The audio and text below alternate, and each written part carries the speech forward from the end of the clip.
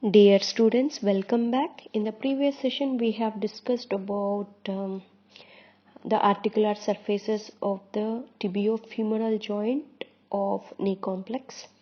Now, we are going to discuss about tibiofemoral alignment and weight-bearing forces. So, the anatomical axis of the femur, here you can see. Here already it is noted. It runs along the longitudinal line which passes along the longitudinal axis of the shaft of the femur. Okay, so as it is noted that it is having an oblique which is directed inferiorly and medially, so like this.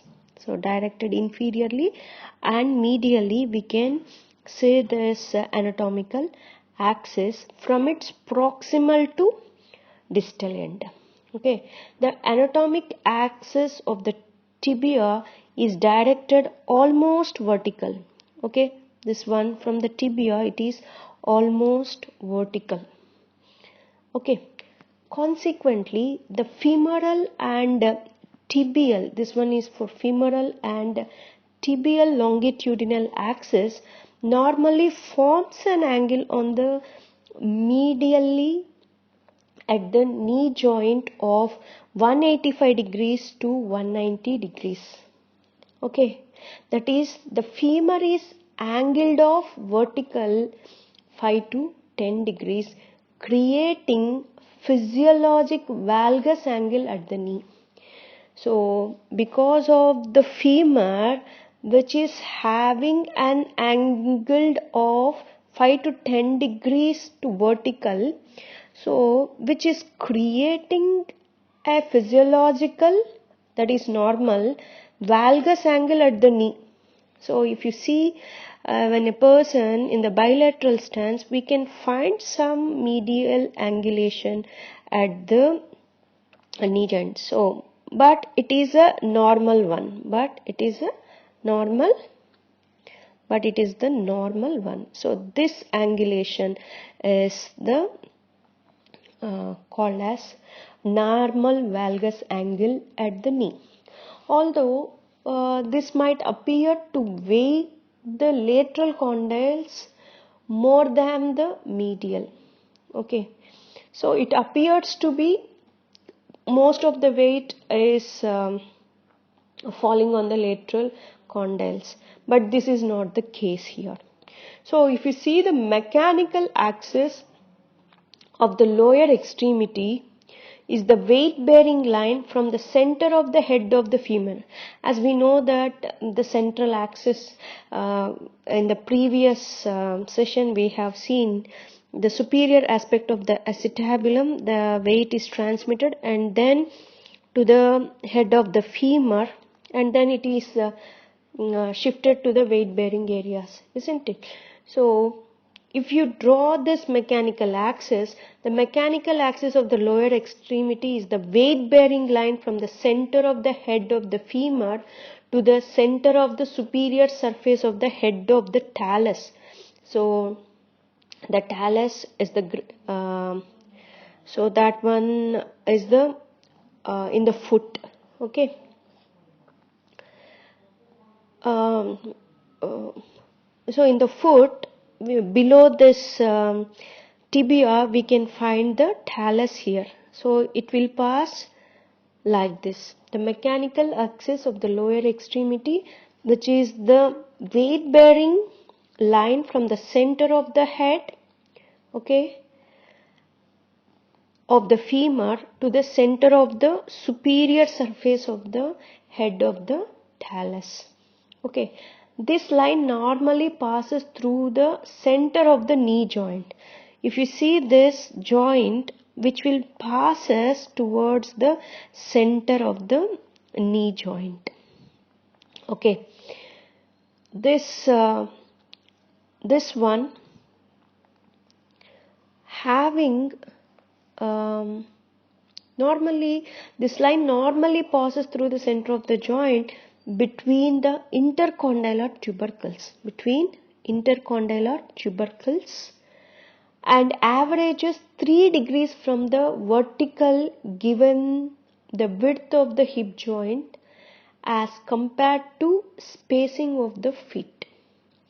Since the weight bearing line, that is ground reaction force, follows the mechanical rather than the anatomical axis, the weight bearing stresses on the knee joint in bilateral stance are equally distributed between the medial and lateral condyles. Okay. Without any concomitant horizontal shear forces. Okay.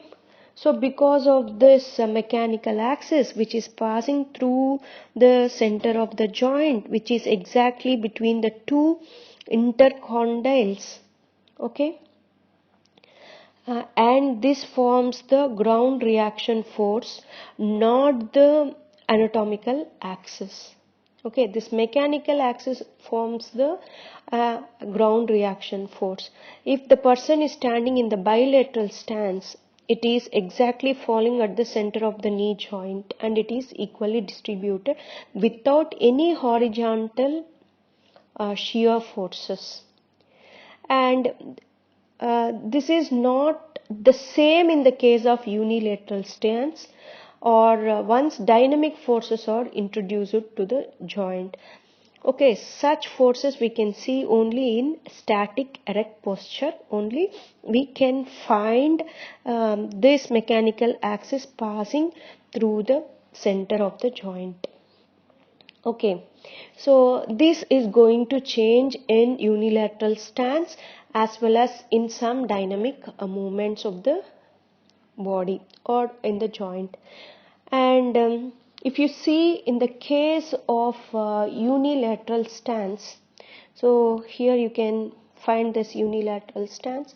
A person who is standing in a single limb or unilateral stance is adapted or dynamic forces are applied to the joint, compartmental loading is altered.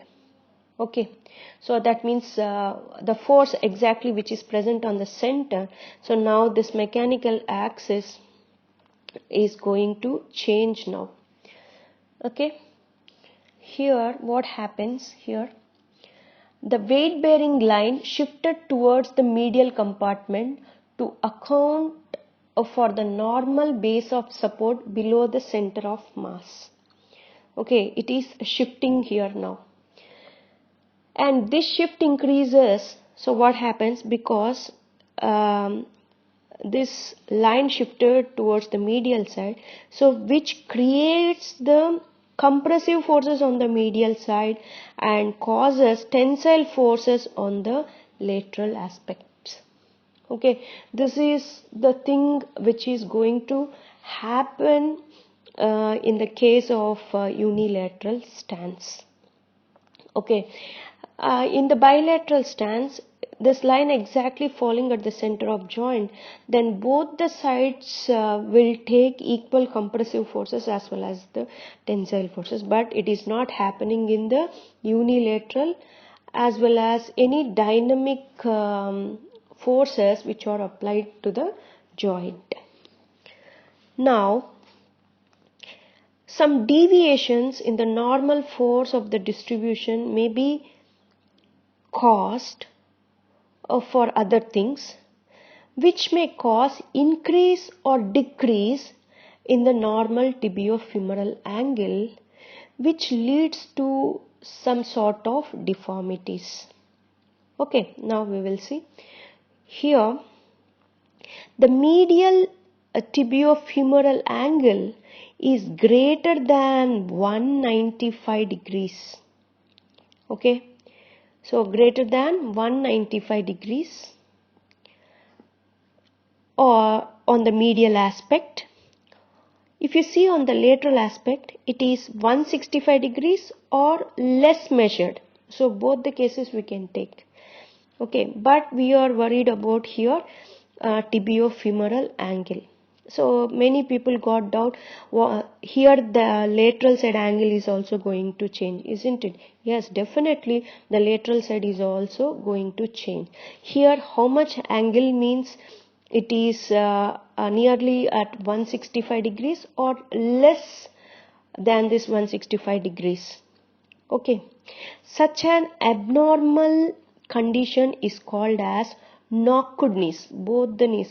So that means both the knees at the medial side will come close together. That is called knocked knees. So when these knees comes together towards the medial line, then it is called as genu valgum. Okay. Yes. So what happens in this case? In this case, there will be a compressive force.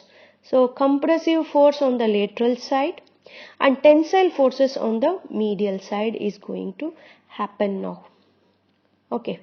So if the tibiofemoral angle is 180 degrees or less, so now it is normal is 185. When this angle becomes 185 degrees, then what happens here? Or if on the lateral side it is going to exceed more than 180 degrees, then such condition is called as genu vara or bow legs. So that means these two knee joints on the medial aspect is going to apart from each other. Okay, if you see from the median line, so this one is going apart from each other, leading to bow legs. Such condition is called as genu vara. Okay, so in this condition where the compressive forces, so definitely the compressive forces we can see on the medial side and the tensile forces on the lateral side or increased. In either genu valgum or genu varum, constant overloading of this respectively, that is genu valgum and vara, the lateral or medial articular cartilage may result in damage. So that means either in the case of genu vara, the medial side cartilage is going to damage. In the genu valgum, the lateral side cartilage is going to damage. Now, the menisci of the knee are important in distributing and absorbing the forces across the knee joint. Although compressive forces in the dynamic knee joint ordinarily may reach 2 to 3 times body weight in normal gait and 5 to 6 times body weight in activities such as running and stair climbing. This menisci assume to 40 to 60% of the imposed load is absorbed by this menisci.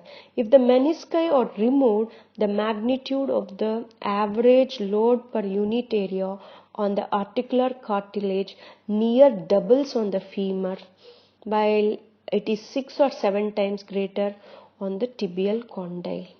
And elimination of any angulation between the femur and tibia, that is a mild genu varum, will increase the compression on the medial meniscus by 25%, and 5 degrees of genu varum will increase the forces by 50%.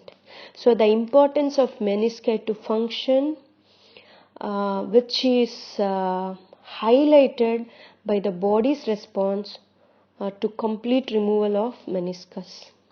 Okay, so that means here the meniscus is playing a very important role in absorption of forces, and it acting as an shock absorbers between these two bones.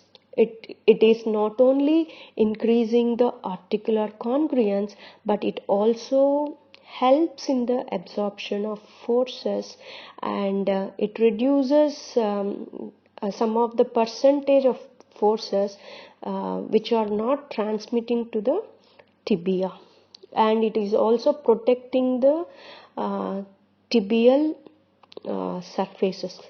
Okay, now in the next session we are going to discuss about this menisci in detail. Thank you.